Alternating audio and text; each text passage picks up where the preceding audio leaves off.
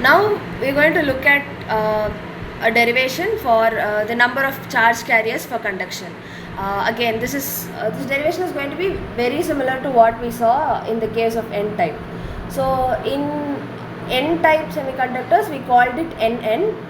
Here we're going to call it PP. That is just notation because it is P-type.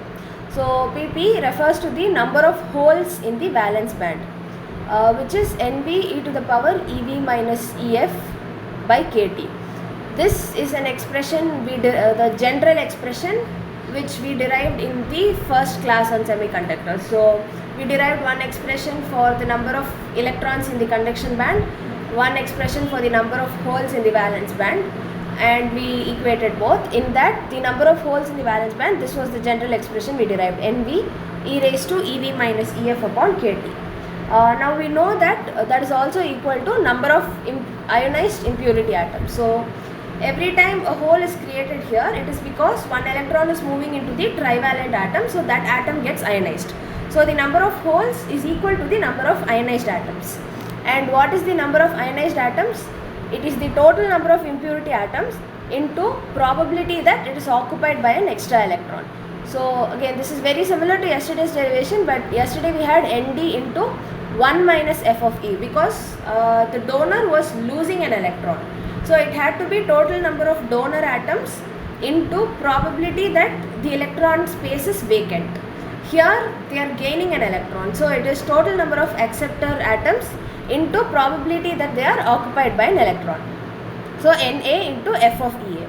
So Na into 1 by 1 plus e raised to Ea minus Ef by Kt. This is the standard expansion for the f function. Again, because this exponential term is very high, we drop the 1. So it just becomes 1 by e to the power Ea minus Ef by Kt. So when you take that to the numerator, it becomes e to the power Ef minus Ea by Kt.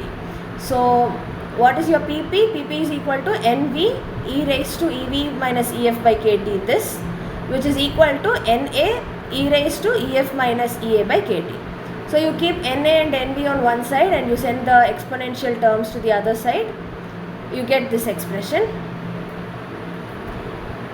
Again, because you have and again, like in yesterday's case, the goal here also is to come up with an expression for the Fermi level at this point, EF.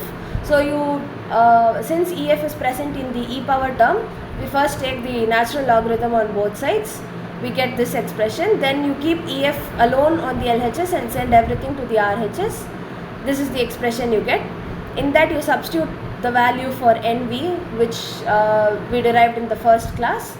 This is the expression you get. So this again is very similar to what we saw in the case of N-type extrinsic semiconductors. There it would be EC plus ED by 2 if I am not wrong, and this part will be and this one will be ND. Here it is EA plus EV by 2 and this one is NA. Everything else I think should be more or less the same. So yeah, the entire derivation is very similar. The idea is, we want to quickly recap this derivation, we want to find out how many charge carriers are there.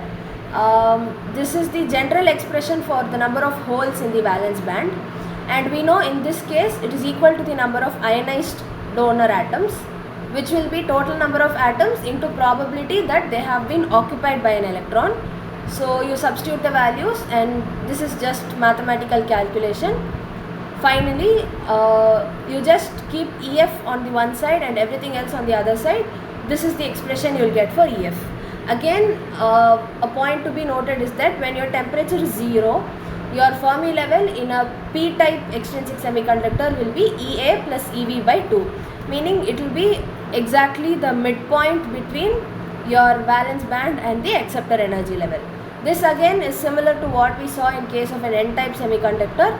There it was the midpoint between EC and ED. So most of the results that you see in one case will be exactly, they'll mirror the results in the other case.